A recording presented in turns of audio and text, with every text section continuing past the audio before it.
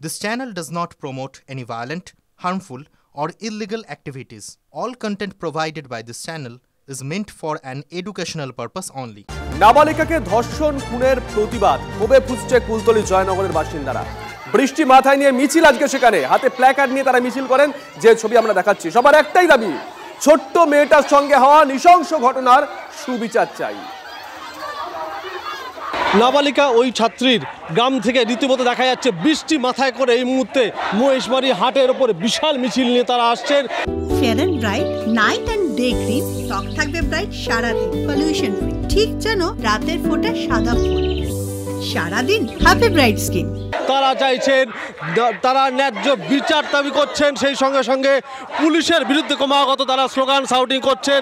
দেখা যাচ্ছে প্রচুর সংখ্যক স্কুলের পড়ুয়া ছাত্রী তারা কিন্তু এই মুহূর্তে সেই মিছিলে তারা অংশ নিয়েছে এবং তারা রীতিমতো বৃষ্টির মধ্যেই তারা এই মুহূর্তে একেবারে জয়নগরের মহেশবাড়ি হাট, যে মহেশবাড়ি হাট থেকে এই টিউশনি পড়ে যাওয়ার সময় একেবারে তাকে অপহরণ করে নিয়ে গিয়ে তাকে খুন করা হয়েছে বলে যে অভিযোগ, সেই মহেশবাড়ি হাটে এই মুহূর্তে একবারে কৃপাখালী গ্রাম থেকে বিশাল মিছিল এসে পৌঁছেছে মহেশবাড়ি হাটে।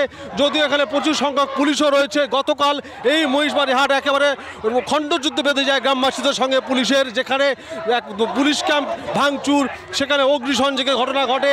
পুলিশকে লক্ষ্য করে যেমন একদিকে ইট পাটকেল ছোড়া হয়, সেই সঙ্গে সঙ্গে পুলিশও ক্রমাগত সেখানে কাঁদানে গ্যাস ছুড়ে গ্রামবাসীদেরকে হটানোর চেষ্টা করেছিল। আমরা দেখতে পাচ্ছি গতকালের মতো আজও এখানে প্রচুর সংখ্যক মহিলা তারা এখানে মিছিল করছেন, হাতে প্ল্যাকার্ড নিয়েছেন।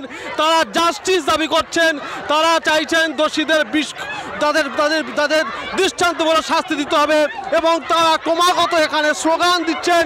একেবারে বলা যেতে পারে এই মুহূর্তে যে মহেশবাড়ি যে হাট, সেই হাটের যে চত্বর, সেই চত্বরটা একেবারে বলা যেতে পারে গ্রামের মানুষ তারা দখল করে নিয়েছে। চারিদিকে যেমন প্রচুর পুলিশ রয়েছে, সেই সঙ্গে সঙ্গে অসংখ্য মানুষ, সবার হাতে দাবি যে প্ল্যাকার্ডগুলো রয়েছে, তারা জাস্টিস চাইছেন, তারা ফাঁসি চাইছেন। যেহেতু ধর্ষণকারী তাদের অভিযোগ যে শুধু খুন নয়, খুনের সঙ্গে সঙ্গে ধর্ষণ করা হয়েছে বলে গ্রামবাসী মৃতের পরিবারের যারা দাবি, এই মুহূর্তে সারা সেই মিছিল তারা নিয়ে যাচ্ছেন একেবারে বলা যেতে পারে পুলিশের যে ক্যাম্প, সেই ক্যাম্পের দিকে। এবং সব মিলিয়ে আবারও কিন্তু নতুন করে এই মিছিলকে কেন্দ্র করে একটা উত্তেজনাময় পরিস্থিতি তৈরি হয়ে রয়েছে মহেশবাড়ি হাট চত্বরে। কুলতলির মহেশবাড়ি থেকে ক্যামেরায় সৌভিক মণ্ডলের সঙ্গে অভিজ্ঞান নস্কর, TV9 বাংলা। আমরা এই কৃপাখালী গ্রাম থেকে বেরিয়েছি। আমরা এখান থেকে যাব মহেশবাড়ি বাজার, আইসি ক্যাম্পের ওখান থেকে হয়ে আমাদের আরও ভাইয়েরা আছে, আমরা যাব জয়নগর থানার কাছে। কতগুলো গ্রামের মানুষ বেরোচ্ছে? আমরা কৃপাখালী আমাদের 6টা গ্রাম আমরা বেরোচ্ছি এবং আরও আশেপাশে থেকে প্রচুর মানুষ আসবে এবং আমরা যাব কয়েক লক্ষ মানুষ আজকে জয়নগর থানা ঘেরাও করতে। পায়ে হেঁটেই যাবেন? পায়ে হেঁটে যাব। এদিকে কুলতলি যাচ্ছেন সিনিয়র ডাক্তারদের একটি প্রতিনিধি দলে চিকিৎসক সুবর্ণ গোস্বামী, সৌমিত্র গুহ, কাজল কৃষ্ণ পরিকা। ধর্মতলায় জুনিয়র ডাক্তারদের অনশন মঞ্চ থেকে কুলতলি রওনা সিনিয়র চিকিৎসকদের।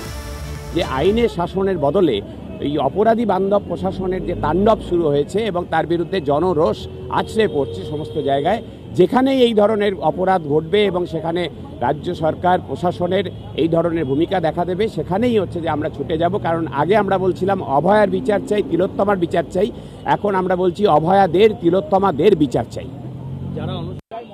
দেখুন, কেউ সাত করে কোথাও যায় না, বিশেষ করে উৎসবের মরশুমে। আমরা উৎসবের মরশুমটাকে বিদ্রোহের মরশুম হিসেবে ঘোষণা করেছি, বিচারের মরশুম, বিচারের উৎসব হিসেবে রাখছি।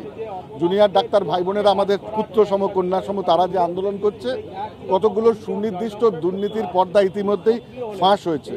আমরা মনে করি আপাত দৃষ্টিতে দুটো ঘটনা, আরজিকর এবং জয়নগরের মধ্যে কোনো সংযোগ না থাকলেও চরিত্রগতভাবে দুটো প্রায় এক।